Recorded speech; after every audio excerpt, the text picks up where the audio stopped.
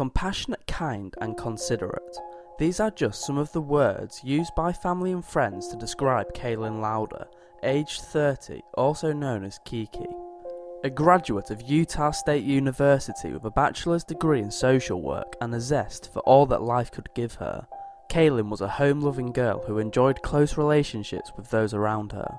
It is these facts which make the events of September 2014 unexpected and inexplicable. What happened to Kayelyn Lauder? At approximately 9 PM on September 26, 2014, the police in Murray, Utah, received a call from a woman complaining of a fight at a wedding party in a clubhouse which was attached to her condominium. The call was from Kayelyn. The transcripts and audio were later released by the authorities. Take a listen. I did hear a fight, but she was very brutal.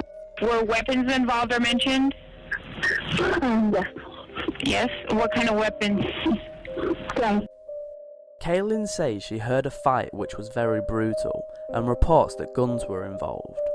A police unit was dispatched to the wedding party, but no evidence of public disorder or any other suspicious activity was found. 1 hour later, Kayelyn placed a second call and then mysteriously hung up. The police rang her back and apparently she was mostly incoherent, but did say her flatmate, Carol, was accusing her of being delusional. The call ended, and not until the next day did Kayelyn contact the police for the third time.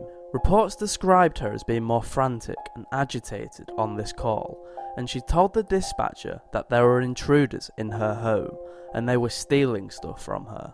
But when questioned, she admitted that she hadn't seen them, just heard them. On the audio, you can hear Kayelyn saying, "Get the out of my house." It is then you can also hear exchanges between Kayelyn and her flatmate. Her flatmate questions how someone could be in the house if the door is bolted. Kayelyn suggests the intruder must have a key. When police arrived, they found nothing unusual, no evidence of intruders or signs of a break-in.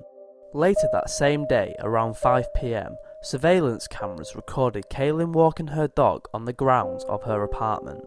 The police claim she was acting oddly in the video and appeared to be having a conversation with herself, though it is possible she was talking and interacting with her dog instead. A short while later, she was seen by residents of the complex and appeared to be crying and attempting to open the gates to the apartment area. Moments later, she is seen on the same camera, running through the parking lot away from the apartments. By the next day, family and friends were extremely worried about Kayelyn's safety. The police theorised she might have simply ran away. However, this does not explain why she left her car keys, phone, personal belongings and her beloved dog behind. Furthermore, in the last footage of her, she is barefoot and wearing the same light clothing as when she was walking the dog. Not exactly a prepared and rational departure, more like a getaway. Over the next few weeks, extensive searches were carried out for Kayelyn. This also involved civic participation, and an appeal fund raised $5,000 for information leading to her whereabouts. 9 weeks later, on November 30th, municipal employees working close to the Jordan River discovered the body of a young woman in the water. The interminable wait for her family was at an end. Forensic results confirmed it was Kayelyn Lauder. The location where Kayelyn's body was found was 5 miles from where she was last seen. No physical trauma was apparent on her body, and toxicology tests, which were not released to the family until April the following year, found nothing in her system to arouse suspicion. The medical examiner believed her body had been submerged in water for the whole 2 months that she had been missing. Previous to her disappearance, Kayelyn Lauder had been released from her job and was unemployed. According to her family and friends, this had negatively affected her, but she was generally upbeat and was in the process of sending out her resume to possible employers. She was even doing this on the day she vanished, although her father says she had been a little depressed.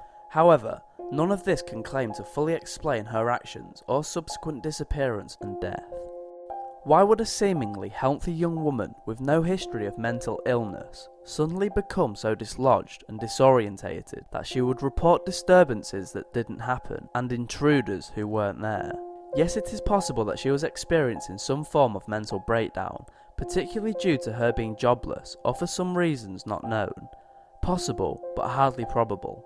Or could it be that her fragile state was being manipulated by forces unknown? It is not unheard of that when an adult or child is emotionally vulnerable, they can be viciously and cynically exploited.